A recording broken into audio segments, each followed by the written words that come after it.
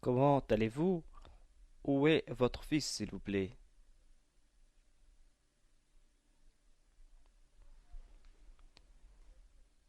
Il vient de plus en plus régulièrement, je crois.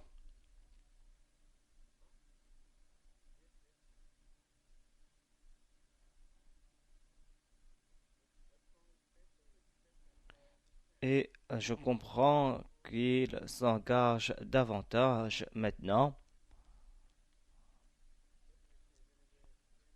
Certainement, il y a un changement dans son cœur. Et comment va votre santé?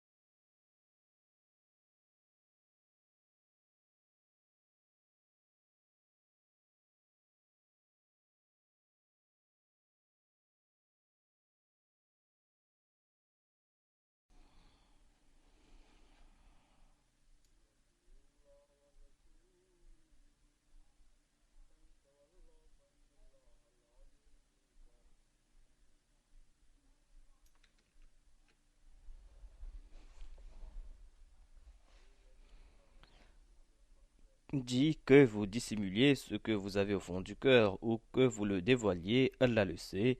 Il sait tout ce qui est dans les cieux et tout ce qui est sur la terre, et Allah a le pouvoir de faire toutes choses. Prenez garde au jour où chaque âme se trouvera confrontée à tout le bien qu'elle aura fait et à tout le mal qu'elle aura fait, et elle souhaitera qu'il y ait entre elle et ce mal une distance considérable, et Allah vous met en garde contre son châtiment, et Allah est très compatissant envers ses serviteurs. Dis, si vous aimez Allah, suivez-moi, alors seulement Allah vous aimera et vous pardonnera vos péchés. Et Allah est pardonnant, miséricordieux.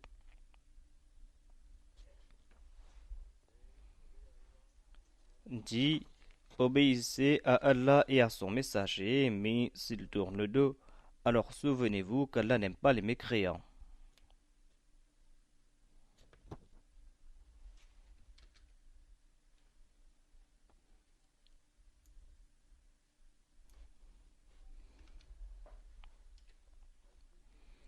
Je pense que nous avons déjà parlé sur le premier verset que je viens de citer.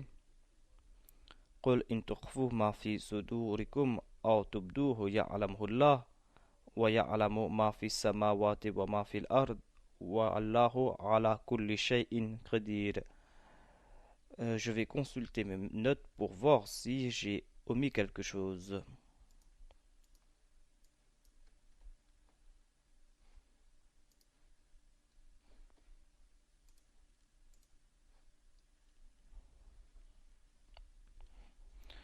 Je crois que j'ai tout couvert à propos de ce verset. Maintenant, nous allons nous tourner vers le verset 31. Prenez garde au jour où chaque âme se trouvera confrontée à tout le bien qu'elle aura fait et à tout le mal qu'elle aura fait.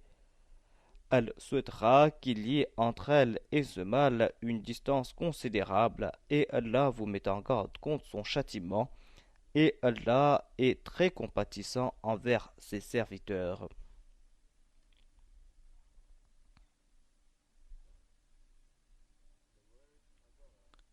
Le mot hadara signifie ce qui est présent. Hadara est le contraire de l'absence.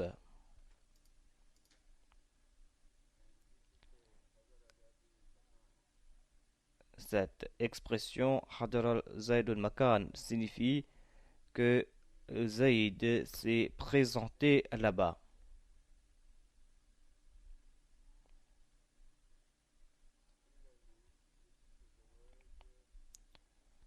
Ce mot hadara est aussi utilisé par rapport à une personne qui pense à propos de quelque chose. S'il y a quelque chose qui traverse l'esprit, le terme hadara est utilisé. Il y a par exemple des pensées qui vous traversent l'esprit, et dans ces cas, les Arabes utilisent le terme hadara, à savoir que cette idée lui a traversé l'esprit. Une autre expression signifie qu'il présente quelque chose ou qu'il a fait que quelque chose soit présent.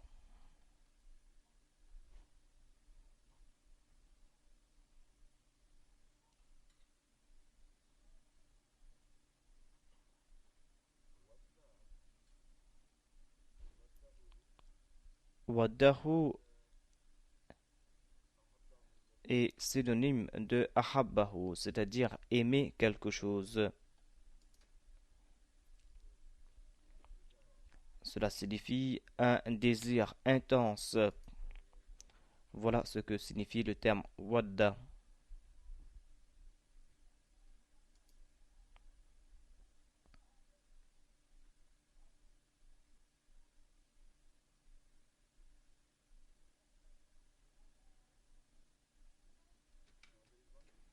Il y a aussi une différence entre le mot hub et wood. Hub en arabe signifie l'amour.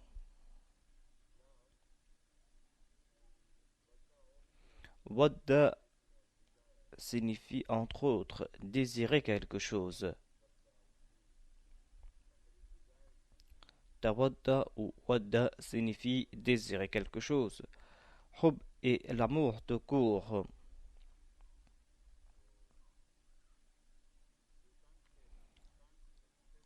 L'on ne peut exprimer le désir par le terme hub, mais on peut utiliser le terme would pour exprimer son désir. Ces explications sont fournies par Mufradat.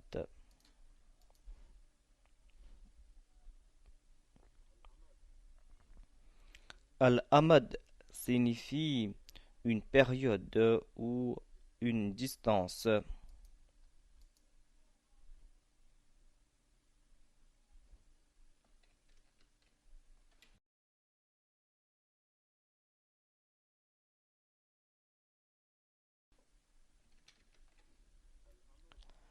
Al-Amad et Abad sont deux termes arabes qui ont des sens presque similaires. Amad est utilisé pour une très longue période et cette période est proche de Abad. Abad signifie l'éternité. Donc Amad est utilisé pour exprimer une très longue période.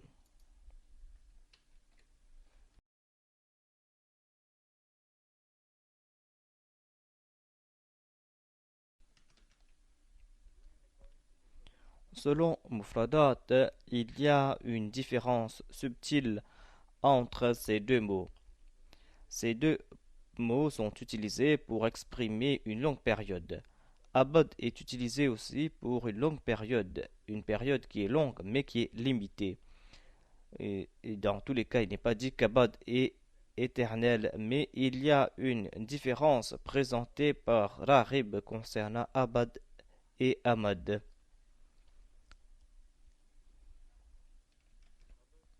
Abad, selon lui, s'applique à des périodes illimitées, des moments qui perdurent. Amad s'applique à une période qui est longue et indéfinie. Donc, toute période longue et indéfinie est qualifiée de Amad.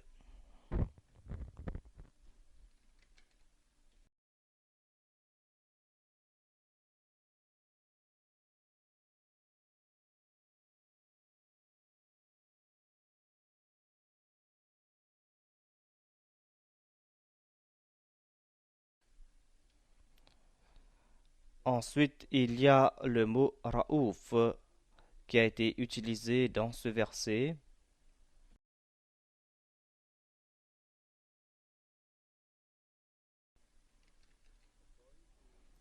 Selon le dictionnaire Lisan, Ra'fa signifie Rahma.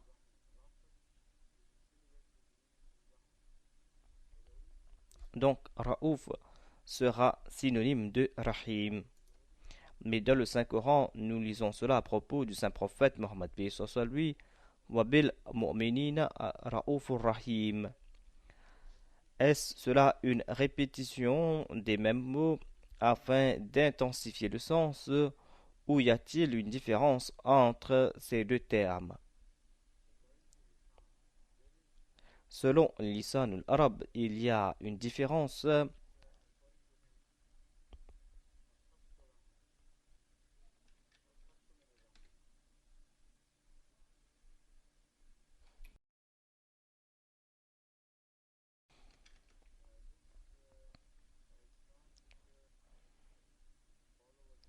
Je ne comprends pas ce qu'il dit, mais il présente un concept très étrange.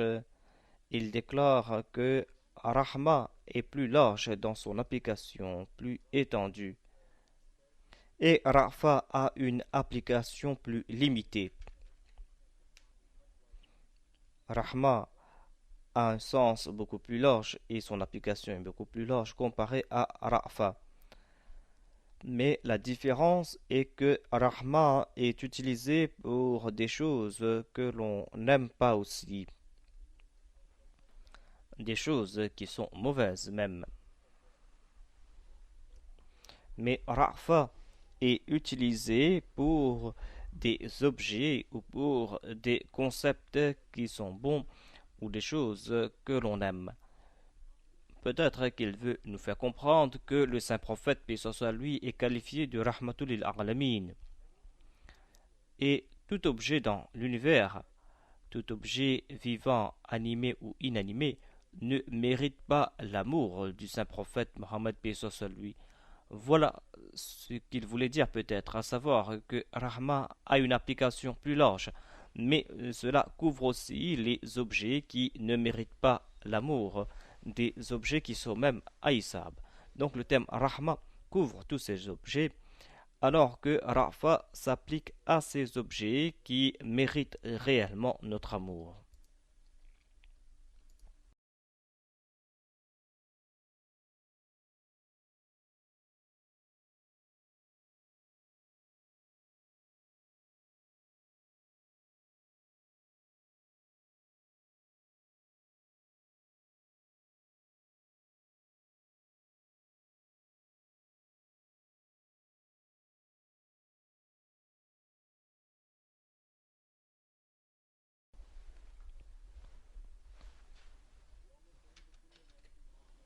يوم تجد كل نفس ما عملت من خير محضرا. C'est là une déclaration unilatérale qui concerne toutes les actions de l'homme.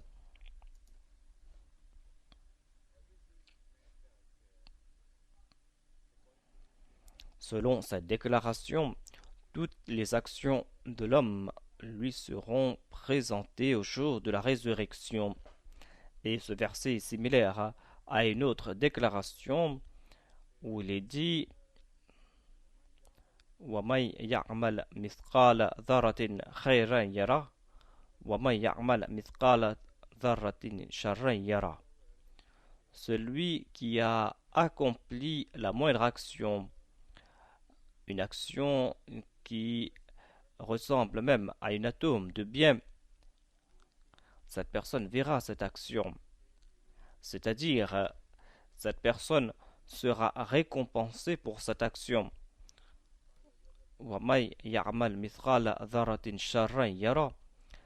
Et celui qui a commis la moindre folie, lui aussi, il sera confronté à cette action et en sera châtié. Si vous lisez ces deux versets ensemble, vous aurez l'impression qu'il n'y a pas de pardon pour les écarts de conduite et que l'on aura des comptes à rendre pour chaque action.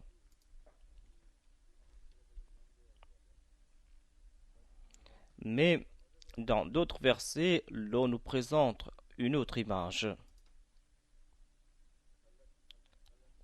Allah déclare par exemple que s'il le désire, yaghfiru dhunuba jamira, c'est-à-dire qu'il peut tout pardonner. Il peut pardonner tous les péchés d'une personne et le saint prophète Mohammed lui a lui aussi évoqué ce sujet à plusieurs reprises. Il a déclaré que si Allah le veut, il peut pardonner tous les péchés d'un grand criminel, même si ces péchés sont aussi immenses que les montagnes. Donc, y a-t-il ici des contradictions? Voilà la grande question qui agite l'esprit. D'une part, nous lisons que, ici et ailleurs, que l'on aura des comptes à rendre pour les moindres écarts de conduite.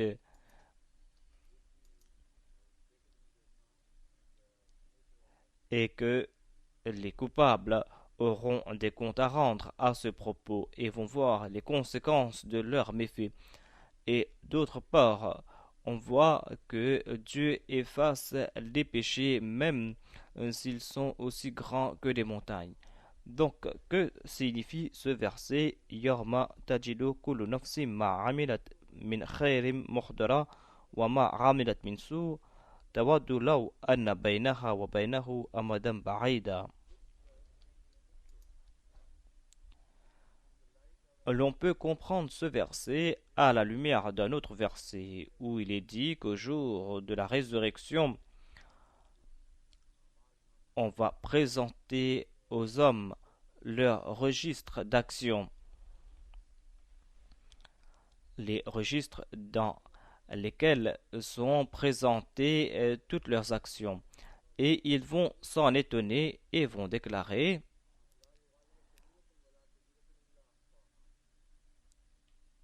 c'est-à-dire, quel genre de livre est-ce? Un livre qui n'omet pas la moindre action, même grande ou petite. C'est un registre qui concerne toutes les actions.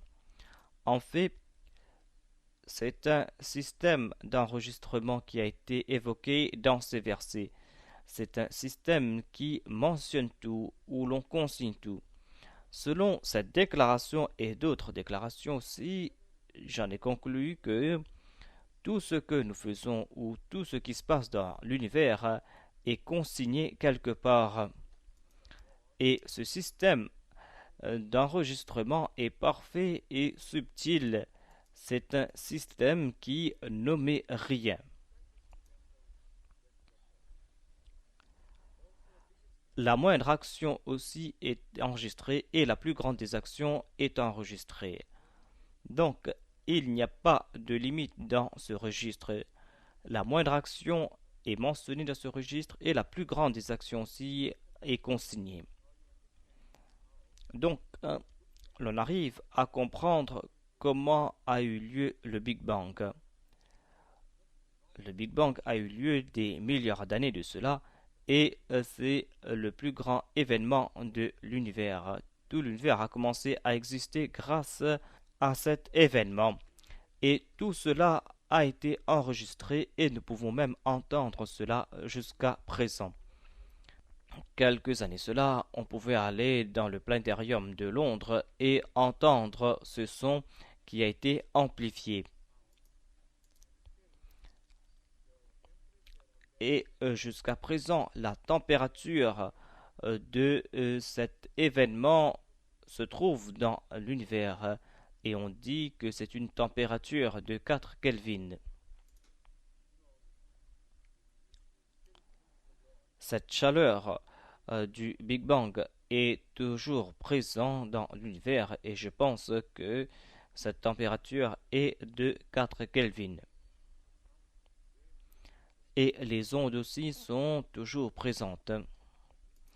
Et les événements les plus anodins aussi sont consignés dans ce registre et cela ne va pas disparaître. Les signes seront imprimés quelque part. À la lumière de ces versets, l'on comprend que l'on ne peut rien cacher de Dieu. Voilà son avertissement. Non seulement qu'on ne peut rien lui cacher, mais toutes les actions sont consignées dans un registre qui n'omet rien.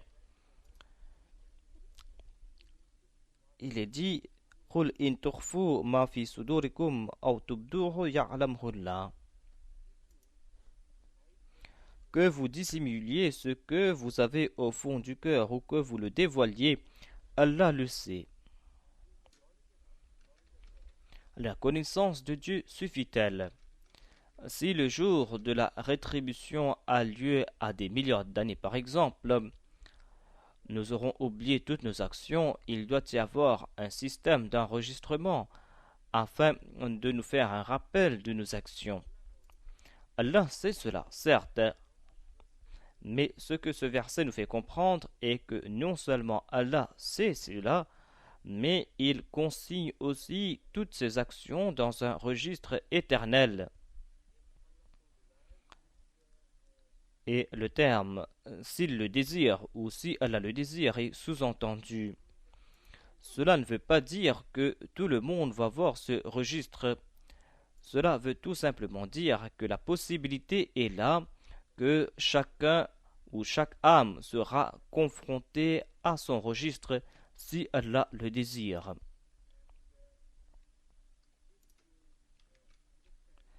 Et si vous comprenez cet aspect, ou si vous comprenez cette explication, alors il n'y aura pas de contradiction dans le Saint-Coran.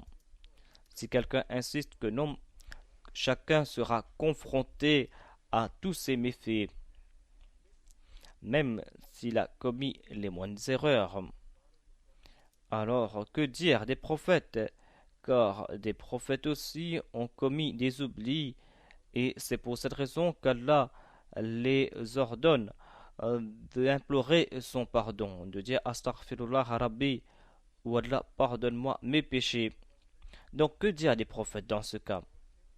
Ces registres ne consignent pas uniquement les péchés, mais les moindres actions, les moindres oublis, et tout cela sera présenté au jour de la résurrection.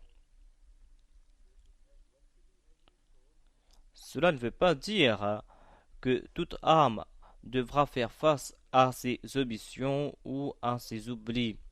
Ce que ce verset veut dire est que si Allah le désire, le registre sera présent. Donc, si tel n'est pas le cas, alors pourquoi dire Bighayri Hisab? S'il le veut, il peut pardonner sans demander des comptes. Et le Saint-Coran déclare qu'il y aura certaines personnes coupables qui ne seront même pas questionnées car leur registre déborde de leurs méfaits. Ce ne sera pas la peine de les questionner, ces personnes seront envoyées directement en enfer sans interrogatoire. Et par contre, il y aura d'autres personnes qui seront envoyées au paradis sans interrogatoire. Le saint prophète, paix soit sur lui, a déclaré une fois qu'Allah lui a informé que 70 000 personnes de sa Ummah iront au paradis sans aucun interrogatoire. Si tel est le cas, alors l'on doit comprendre ce verset à la lumière de toutes ces explications. Cela veut dire que le registre sera là, certes, mais tout le monde ne sera pas confronté à ce registre. Mordora signifie qu'il sera présent, comme une référence. Et le saint prophète Mohammed lui a parlé des personnes des plus vicieuses, des personnes à qui Dieu va chuchoter à l'oreille au jour de la rétribution que avez-vous accompli cette action, avez-vous fait ceci ou cela, afin que les autres n'entendent pas. Le but est de pardonner ces personnes. Si ces personnes sont pardonnées après cette disgrâce que d'exposer au grand jour tous ces méfaits, le fait que tout le monde va lire ce registre, les gens du passé et du futur, si toutes ces personnes sachent quels sont ces méfaits, alors ils ne méritent plus son pardon. Le saint prophète Mohammed lui, après avoir été informé par Dieu, nous a informé lui aussi qu'il y aura des personnes simples qui seront pardonnées par Allah. Allah va chercher des excuses et va leur demander si elles avaient accompli telle ou telle action et quel était leur motif. Mais tout cela sera un secret entre Dieu et ces personnes. Donc, ce verset, dans son sens le plus étendu, veut dire que ce livre sera présenté individuellement en secret. Cela ne sera pas dévoilé au grand jour. Et après cela, après avoir constaté les actions que l'on a accomplies au cours de sa vie, Allah peut pardonner s'il le veut ou il peut châtier s'il le désire.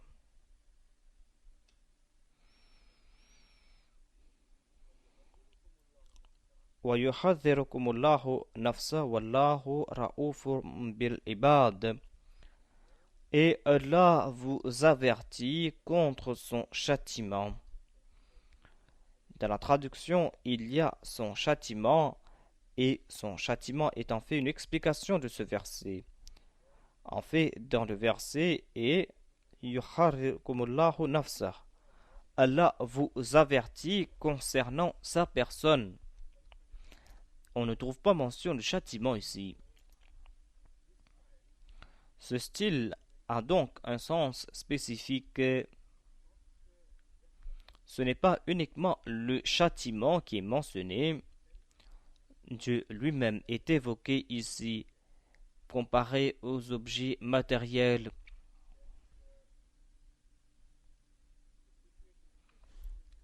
On a décrit une autre situation auparavant, c'est-à-dire la coercition au nom de la religion, le fait qu'on soit persécuté au nom de la religion.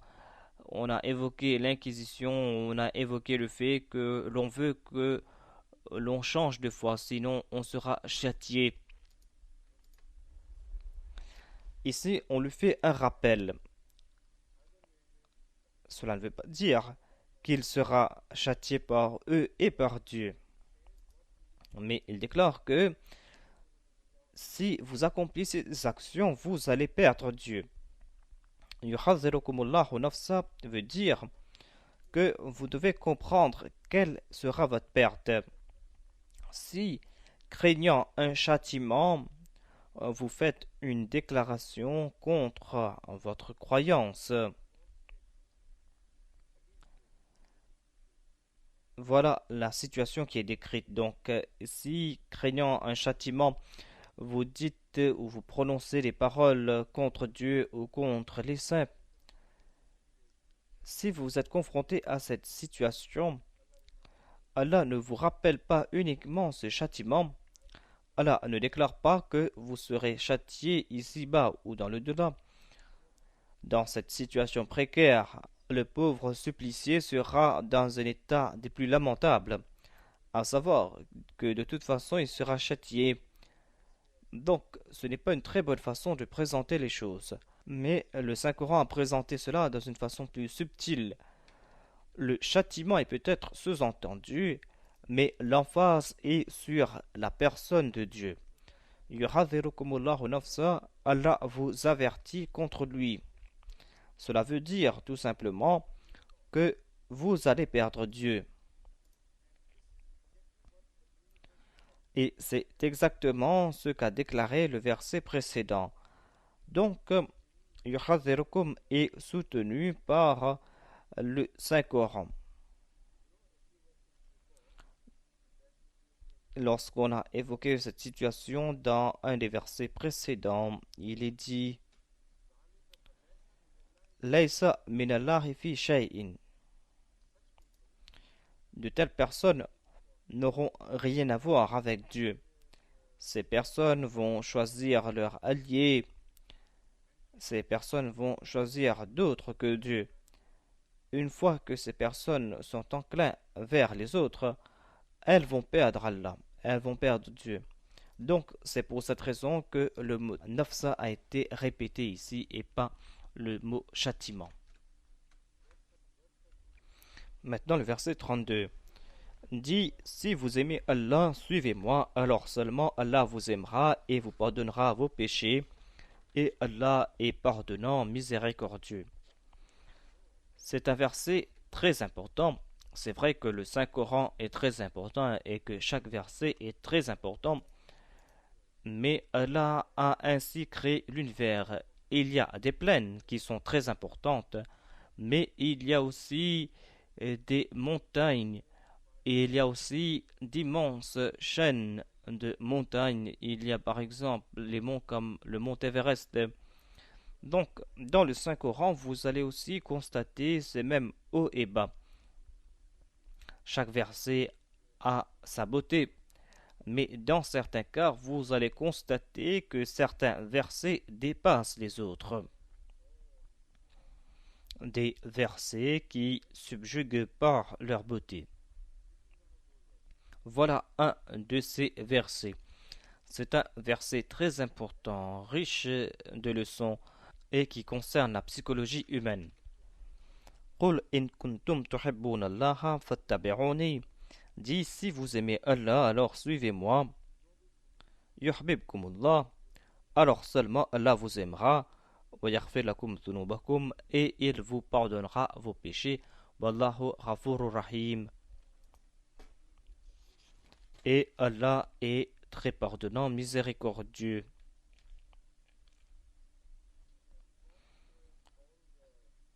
J'ai tous les sens du terme hub qui a été utilisé ici, mais je pense que nous n'allons pas perdre notre temps à ce propos car le mot hub est compris par tout le monde. Il y a deux mots qui sont compris par tous les êtres humains, c'est-à-dire l'amour et la haine. Ce sont peut-être les premières émotions qu'un enfant apprend et ce sont les dernières émotions que l'on ne peut oublier. Donc le mot hubb a le même sens que le terme amour, c'est-à-dire le fait d'être attiré par un objet. Et tous les hommes ont ressenti cette émotion et c'est quelque chose que tout le monde comprend. Il y a une très longue discussion sur l'usage du mot hubb. Ces dictionnaires arabes ont présenté cela, mais dans l'immédiat, je vais commenter sur ce verset du Saint-Coran sans citer ses explications et sans me tourner vers ces dictionnaires, mais j'y ferai référence si besoin en est.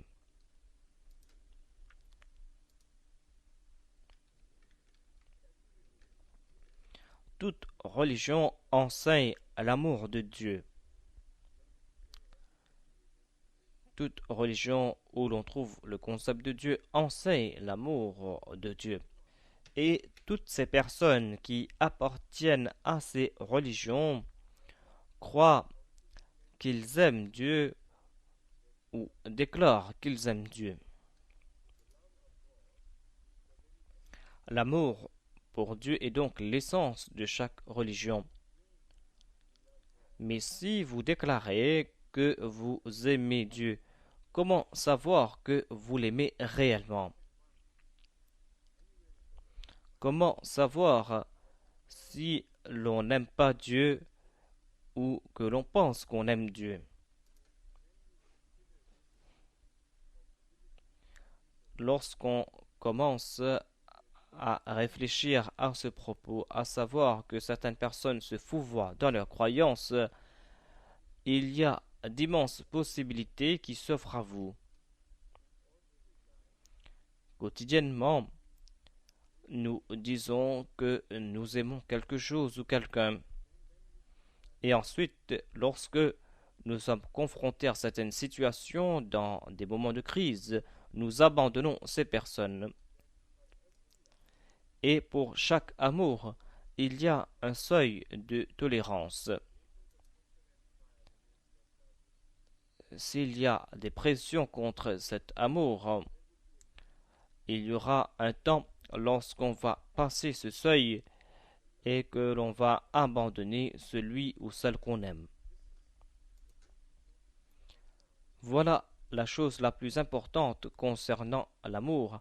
Cela a été évoqué dans le Saint-Coran et selon moi, aucune autre religion n'en a fait mention. Par exemple, dans certains versets du Saint-Coran, il est dit que au jour de la rétribution, cela peut se passer ici ou dans l'au-delà, mais Dieu décrit une période de châtiment où même les mères vont abandonner leurs enfants, où les sœurs vont abandonner leurs frères, et ainsi de suite, où les gens vont abandonner leurs bien-aimés, et les bien-aimés ne seront pas les préférés. Cela démontre la limite des épreuves qu'Allah a prescrites pour certaines personnes.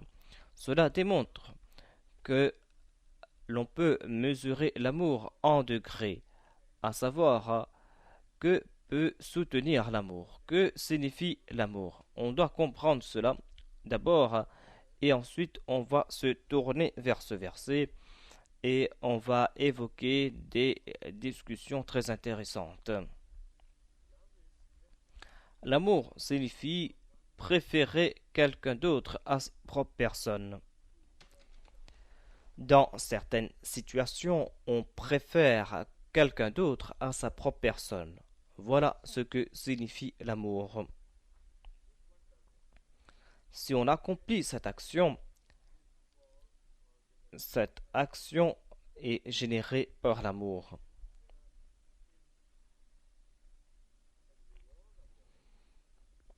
Et nous sommes certainement récompensés pour ce sacrifice et nous attendons cette récompense. L'amour n'est pas une transaction, mais c'est une préférence. Mais cette préférence est toujours accompagnée de récompenses. Si vous aimez réellement quelqu'un, en raison de ce sentiment de réciprocité dans le cœur de l'autre, vous pouvez faire de grands sacrifices. Vous allez faire ces sacrifices tant que vous croyez que cet amour sera récompensé par un amour correspondant de la part de l'autre. Voilà donc la philosophie de l'amour. Mais quel est le but ultime de cet amour? C'est le contentement de soi. Donc, l'amour est toujours centré autour de sa propre personne. C'est comme quelque chose qui rebond sur une surface. C'est comme quelque chose qui est réfléchi par une surface. Votre amour est réfléchi sur la surface de votre bien-aimé et le but ultime, c'est l'amour de votre propre personne. C'est pour cette raison que lorsqu'il y a un choix direct entre votre propre personne et la personne de votre bien-aimé, et que vous constatez que vous allez devoir tout sacrifier pour l'autre, c'est là que vous vous arrêtez et vous n'allez pas de l'avant. L'amour à son apogée se trouve dans la relation entre mère et enfant. Et Allah déclare que cette relation n'est pas absolue non plus, car un temps viendra lorsque des parents vont vouloir que leurs enfants soient châtiés à leur place. Car là-bas, il y a une confrontation et il ne pourra y avoir de réconciliation. Ce sera entre vous ou eux. Et vous savez que si vous vous préférez dans cette situation, vous ne serez pas aimé par eux. Mais même dans ce cas, vous vous préférez, car c'était cela la raison ultime. La réponse en votre faveur était l'objet de votre amour. Voilà la philosophie de l'amour. Donc, dans l'amour, il doit y avoir des sacrifices et vous allez faire ces sacrifices tant que vous gagnez quelque chose en retour. Et vous devez démontrer votre amour en faisant des sacrifices qui ne sont pas vains.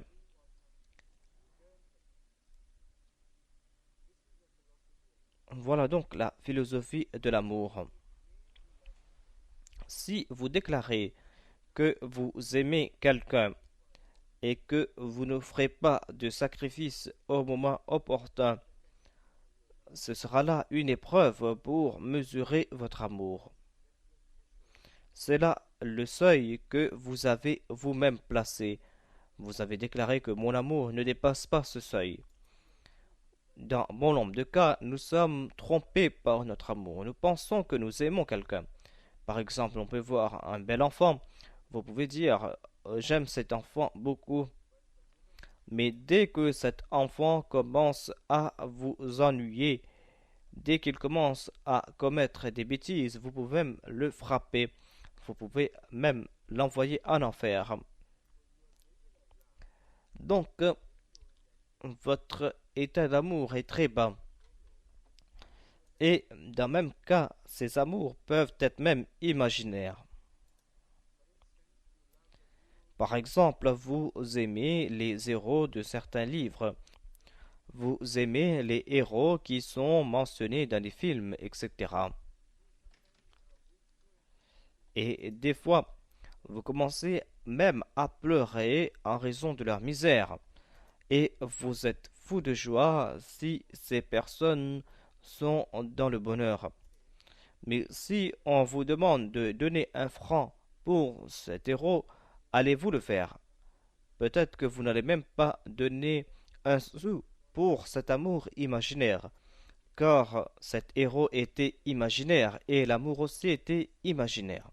C'était tout simplement de l'aveuglement. On veut tout simplement jouir de cette commotion que l'on a générée en son fort intérieur, car cela change votre état et cela brise la monotonie de la vie.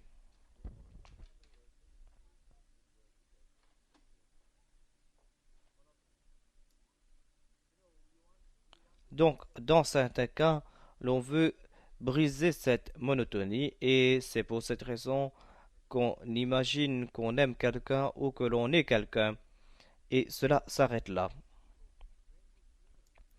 Lorsque vous déclarez que vous aimez Dieu, comment savez-vous réellement que vous l'aimez?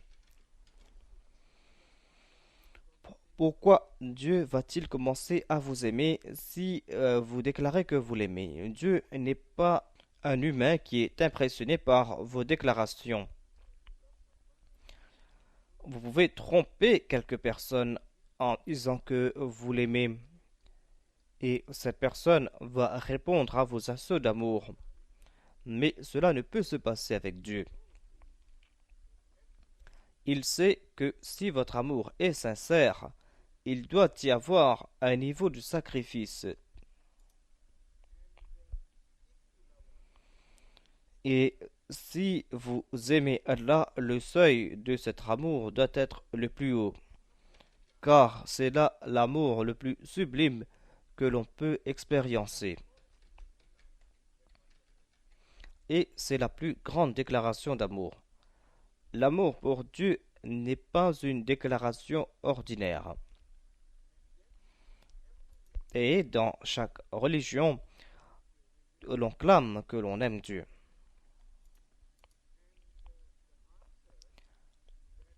Et la réponse à cela est que ces gens déclarent que nous ressentons que Dieu nous aime. Nous avons une satisfaction intérieure, une satisfaction qui nous fait comprendre que Dieu nous aime. Posez cette question aux témoins de Jéhovah ou aux autres chrétiens qui viennent frapper à la porte. Quelle est la preuve de cet amour? Ils vont déclarer que oui, nous sommes aimés par Dieu. Et la preuve est que nous ressentons cette satisfaction. On peut trouver cette satisfaction dans des fictions, dans des choses imaginaires. Voilà donc le seul livre qui se détourne de la réponse normale. J'ai comparé cela avec la mention d'amour dans le Nouveau et dans l'Ancien Testament et j'ai comparé les détails.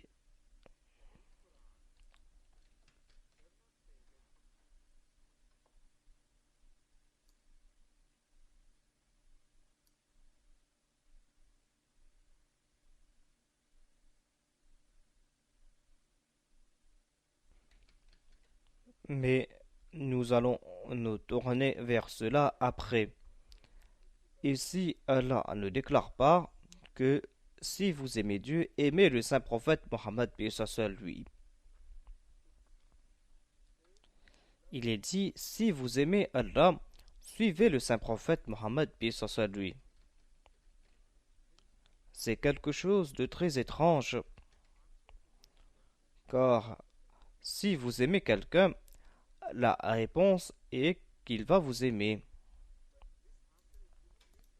Mais cette réponse est donnée plus tard. Au milieu, il y a cette condition.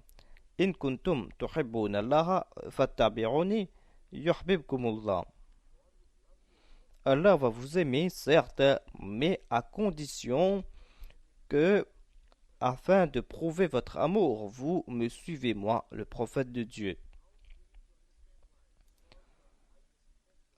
Le seuil le plus élevé d'amour pour Dieu fut élevé par le saint prophète Mohammed paix soit lui. La vérité de son amour est évidente. Donc, cette déclaration ne sera pas acceptée par Dieu tant qu'il n'y a pas de preuve. Et l'échelle ici pour mesurer son amour pour Dieu est la vie du saint prophète Mohammed paix soit lui. Ce verset ne dit pas que suivez les instructions du saint prophète Mohammed paix soit lui. Ce n'est pas là le meilleur critère, car ces instructions peuvent être comprises différemment ou interprétées différemment, et les gens en vont peut-être agir différemment. Mais ici, on vous présente le modèle du saint prophète Mohammed paix soit lui. C'est lui la référence. Suivez-le, suivez son exemple, emboîtez-lui le pas.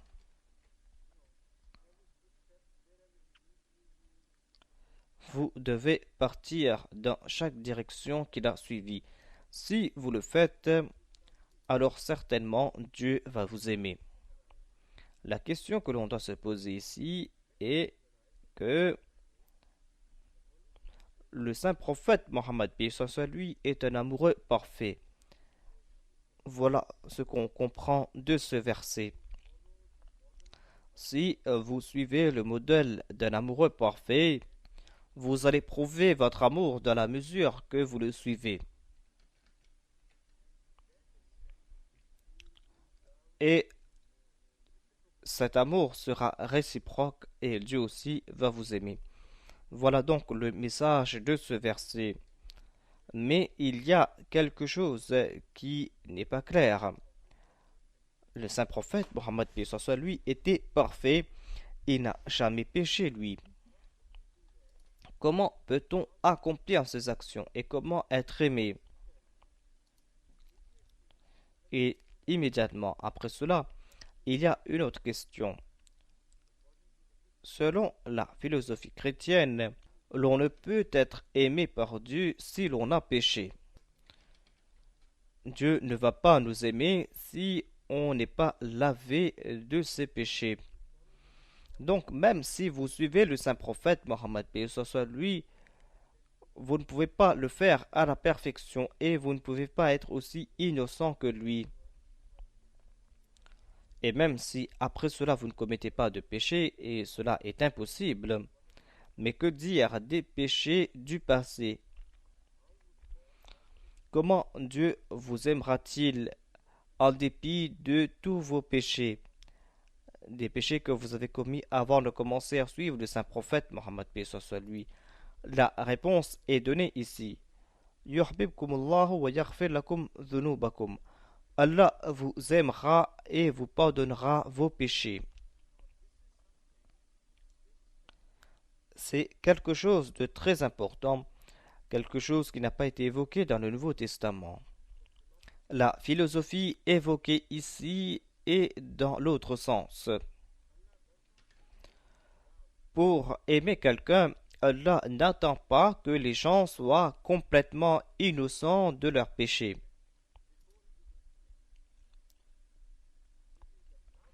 C'est l'amour de Dieu qui est responsable du pardon des péchés. L'amour vient en premier et le pardon des péchés vient après. Sans amour, vous ne pouvez pas pardonner. Et si, par exemple, vous ne serez pas aimé en raison de vos péchés, alors il n'y aura pas de rédemption, il n'y aura pas de solution. C'est un point très important, un trait de la psychologie humaine très importante que le Saint-Coran a évoqué ici.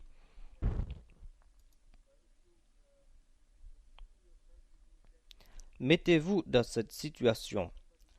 Par exemple, si quelqu'un vous a lésé,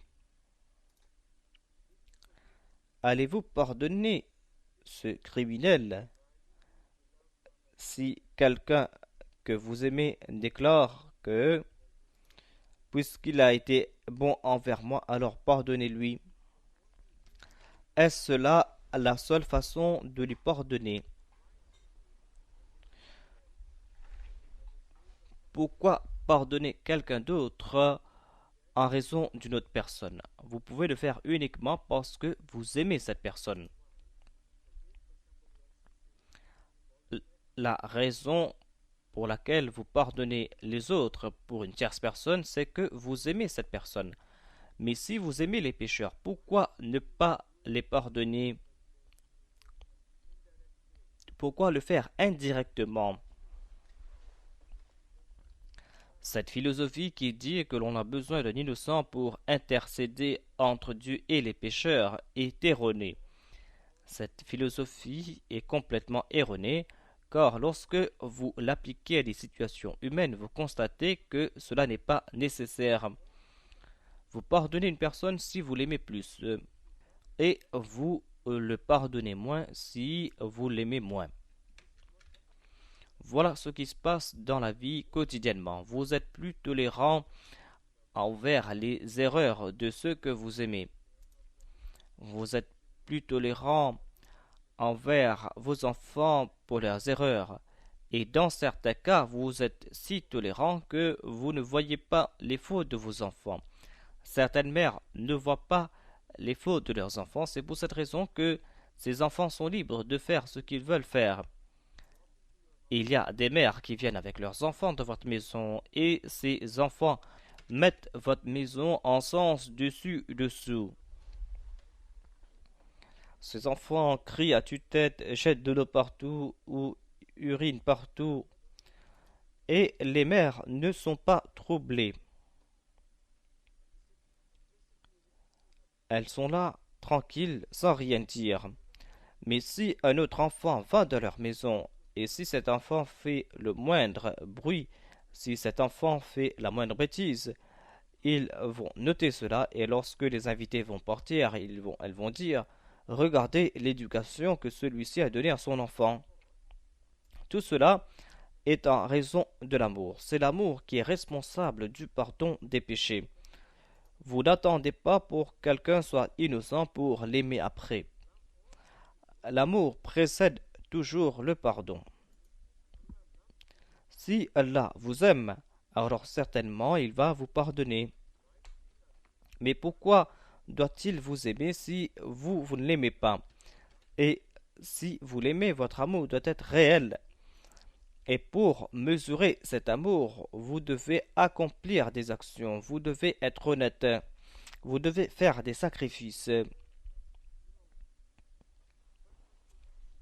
vous devez accomplir des actions qui prouvent que vous l'aimez. Et le critère parfait ici, le critère qui a été évoqué dans le Saint-Coran pour mesurer son amour, c'est la conduite du Saint-Prophète Mohammed paix soit lui. Car il n'y avait pas de meilleur amoureux. Donc Dieu présente ici un système scientifique et nous ne pouvons nous leurrer dans ce domaine.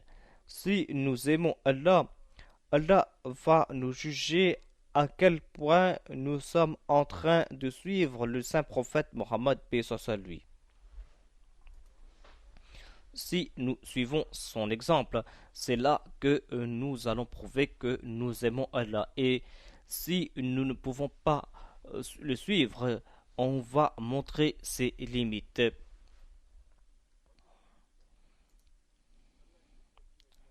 Allah nous rassure. Yaghfir lakum dhunubakum. Après avoir acquis l'amour de Dieu en prouvant votre sincérité, alors vous devez avoir la consolation qu'Allah est pardonnant et s'il aime une personne davantage, il va la pardonner davantage. Voilà ce que nous enseigne ce verset. Il y a tout un monde d'enseignements dans ce verset.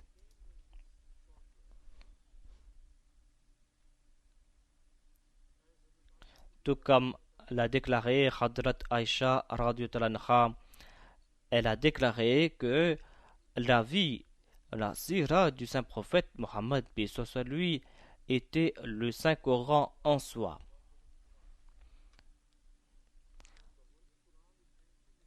Donc ici on a mentionné le Saint Coran en résumé, en nous invitant vers l'importance de ce modèle qu'est le saint prophète Mohammed paix soit lui.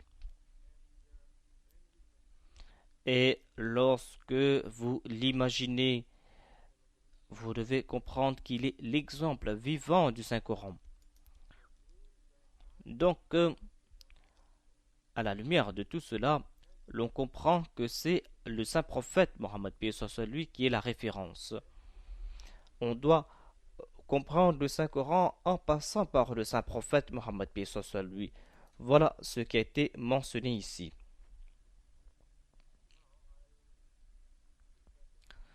Je vais m'appesantir davantage maintenant à ce propos.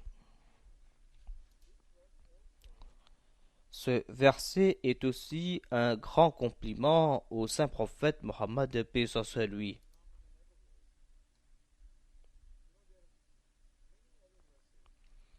Il y a bon nombre de versets qui parlent de l'amour pour Dieu et des attentes de Dieu.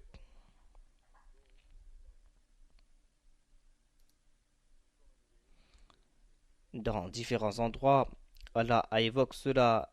Allah déclare qu'il aime ceux qui font ceci, Allah aime ceux qui font cela, ou qu'Allah déteste les personnes qui accomplissent telle ou telle action.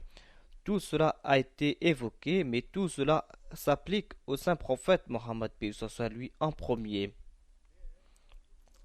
Donc, là-bas, la référence et la conduite du saint prophète Mohammed soit lui. Et tous ces versets parlent en fait de la conduite du saint prophète Mohammed soit lui et de l'amour réciproque de Dieu.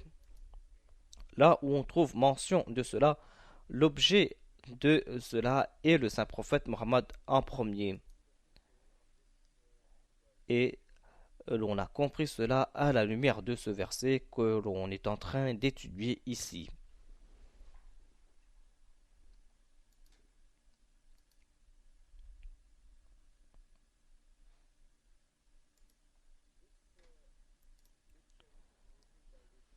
Cette image présentée par ce verset a été évoquée dans un vers d'un poème arabe. Cela a été cité par le tafsir Ruhul Mohani par rapport à ce verset. Un poète arabe déclare: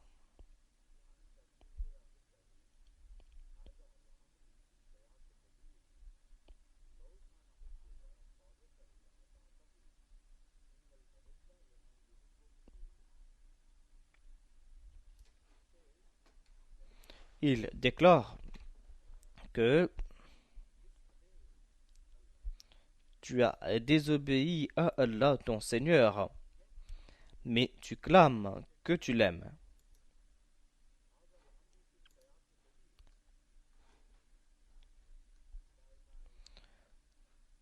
Je jure par ma vie que c'est là la chose la plus étrange qui peut se passer. C'est une déclaration étrange.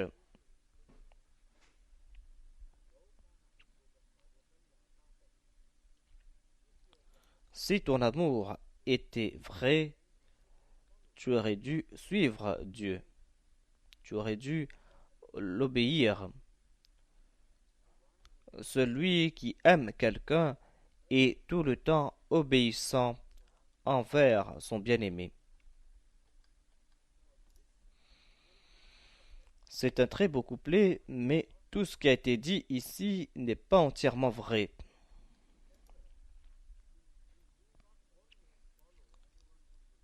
Vous ne suivez pas tout le temps celui que vous aimez, car dans certains cas, l'objet de votre amour n'est pas à votre portée. Des fois, l'objet de votre amour n'est pas de votre espèce.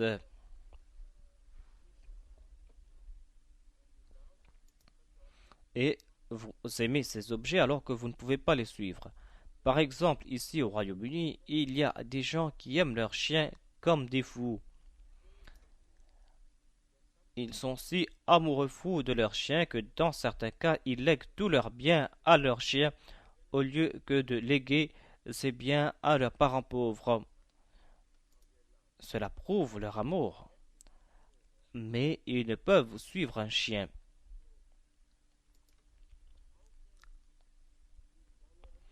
Donc, comment suivre toute personne que vous aimez? Vous pouvez les suivre jusqu'à un certain point, jusqu'à un certain niveau. Sinon, vous faites des sacrifices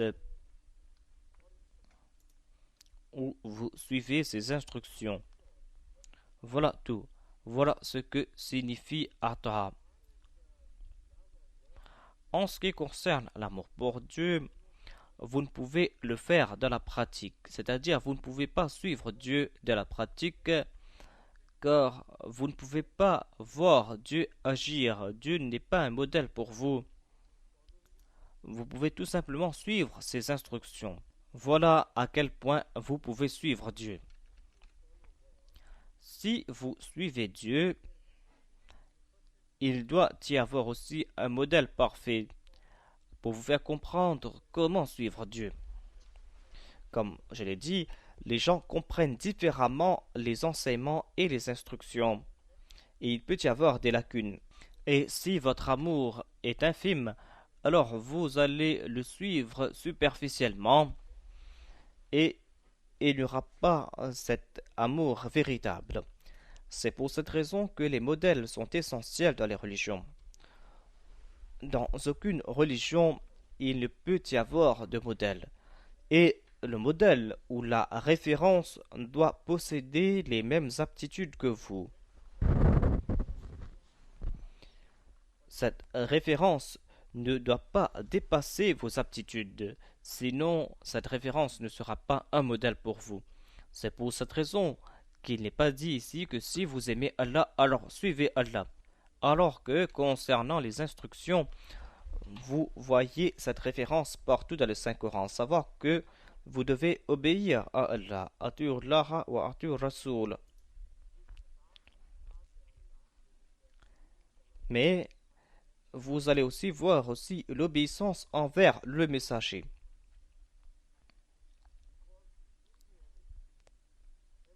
En réalité, tout le monde ne peut pas comprendre comment suivre Dieu.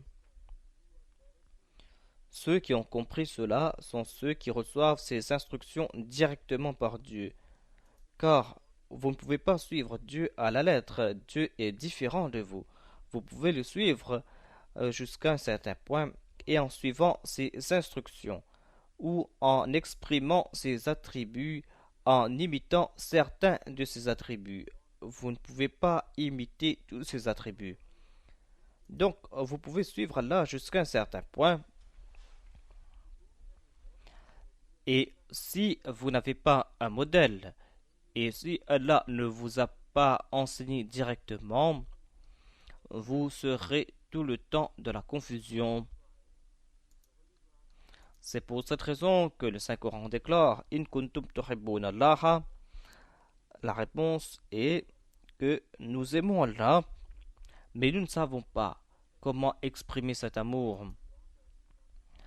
Nous ne pouvons pas voir Dieu, nous ne pouvons pas ressentir Dieu, nous ne pouvons rien offrir, car c'est lui qui nous a tout donné. Et si nous retournons cela, cela ne va rien ajouter à ses trésors. Donc, comment suivre Dieu? Voilà la grande question. Comment l'aimer? Et c'est là que le saint prophète, paix soit lui, vient nous aider. Il déclare, moi j'ai aimé Dieu, et Dieu m'a enseigné comment l'aimer. Donc, je vous facilite la tâche, suivez-moi, et vous allez suivre aussi tous ceux qui ont aimé Allah. Et c'est là la méthode qu'Allah aime. C'est là la méthode qui plaît à Allah. La réponse est Yuhbibkumullah et c'est là qu'Allah va vous aimer. Il y a aussi un autre aspect de ce verset qui est très intéressant. Dans certains cas, vous aimez quelqu'un honnêtement et vous êtes prêt à tout sacrifier pour cette personne. Mais dans votre expression d'amour, vous êtes de plus en plus détestable. C'est pour cette raison qu'il est dit que la haine d'un sage est meilleure que l'amour d'un fou. La haine d'un sage est meilleure que l'amour d'un fou. Car dans certains cas, les fous amoureux créent des situations embarrassantes. Et en fin de compte, ces fous sont détestés par leur objet d'amour. L'ignorance, le fait que l'on ne sait pas comment exprimer son amour, nous détourne de notre objet d'amour. Cela aussi est un sujet très important. Donc, nous avons besoin d'un modèle dans ce cas aussi. Le saint prophète, paix soit lui, et le saint Coran nous rassure en nous faisant comprendre que si vous aimez Allah, mais que vous ne savez pas comment exprimer votre amour, dans ce cas, la meilleure méthode est de suivre le saint prophète Mohammed, paix soit lui,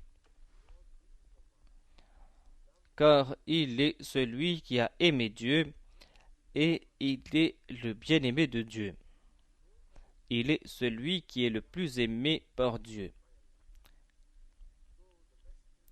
Donc la meilleure chose pour vous est de commencer à suivre le saint prophète Mohammed, paix soit lui, et tout ce que vous allez faire euh, en l'imitant va vous rapprocher de Dieu et vous allez avoir l'amour de Dieu.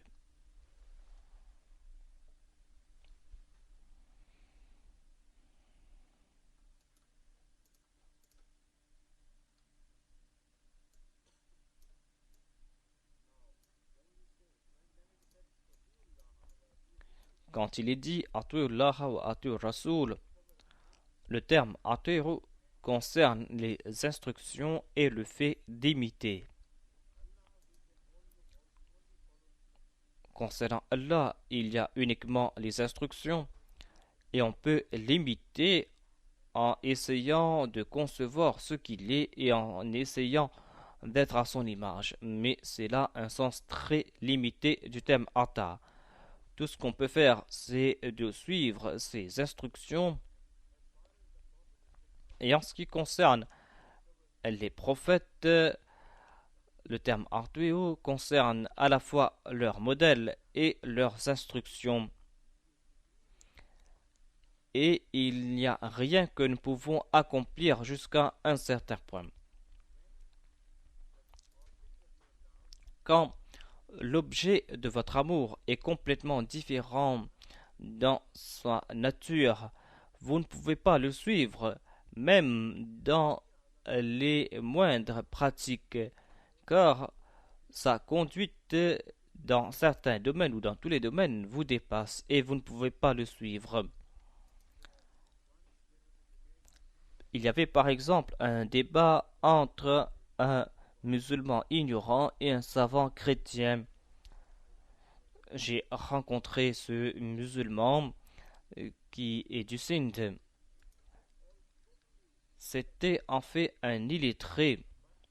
Mais une fois un prédicateur chrétien parlait avec lui et celui-ci l'a invité pour embrasser le christianisme. Il a répondu: pourquoi dois-je embrasser le christianisme? Qu'est-ce que je vais avoir en retour? Le chrétien a déclaré que l'amour pour le Christ va tout donner. Il a déclaré: comment puis-je avoir de l'amour pour le Christ si je ne peux le suivre? Si je ne peux le suivre, je ne vais pas prouver mon amour. L'autre a dit: non, vous pouvez suivre le Christ. Le chrétien a déclaré: montrez-moi comment vous pouvez le suivre. Le musulman a répondu que j'aime le saint prophète Mohammed paix soit lui et je peux le suivre jusqu'à un certain point. Il a déclaré, par exemple, il a prié avec amour et en toute sincérité. Et moi aussi, je peux adorer Dieu avec tout mon cœur ou avec une partie de mon cœur. Je peux l'imiter et je peux faire ce qu'il a fait jusqu'à un certain point. Mais vous ne pouvez pas imiter Jésus-Christ, même dans ses moindres actions. Il a déclaré: comment cela? Le musulman dit que Jésus-Christ a marché sur de l'eau. Montrez cela. Si par exemple Jésus-Christ a marché 1 kilomètre sur l'eau, marchez ou faites quelques pas sur l'eau. Et c'est là que je vais comprendre que je vais avoir quelque chose en retour. Vous dites, vous les chrétiens, que Jésus-Christ est monté au ciel. Je ne vous demande pas de monter au ciel, mais élevez-vous jusqu'au toit, tout au moins. Et c'est là que je peux dire que vous pouvez suivre Jésus-Christ, paix soit lui. Mais si sa nature est complètement différente de la nôtre, il ne peut être un modèle pour nous. Donc, le modèle pour un être humain doit être un être humain. Et pour un modèle, les limites doivent être maintenues. Si les limites ne sont pas maintenues, si l'espèce est différente, ce modèle ne sera pas une référence pour les autres. Le saint prophète Mohammed, paix soit lui, est un modèle dans tous les domaines. C'est un sujet qui est très vaste et il me sera impossible d'évoquer chaque point, sinon je vais devoir mentionner tous les versets du Saint-Coran et je vais devoir citer tous les hadiths, mais je ne peux abandonner ce sujet ici car c'est un sujet très intéressant. Donc je vais citer quelques exemples ici et là afin que vous puissiez prouver votre amour réel pour Dieu, afin que vous puissiez sortir des mythes et entrer dans ce monde de réalité. Donc, tout le monde doit mesurer son amour pour Dieu dans chaque domaine et dans des domaines les plus subtils. C'est là une méthode très scientifique, il n'y a pas de mythe ici. Et le saint prophète Mohammed, paix soit lui, nous a aussi donné des instructions.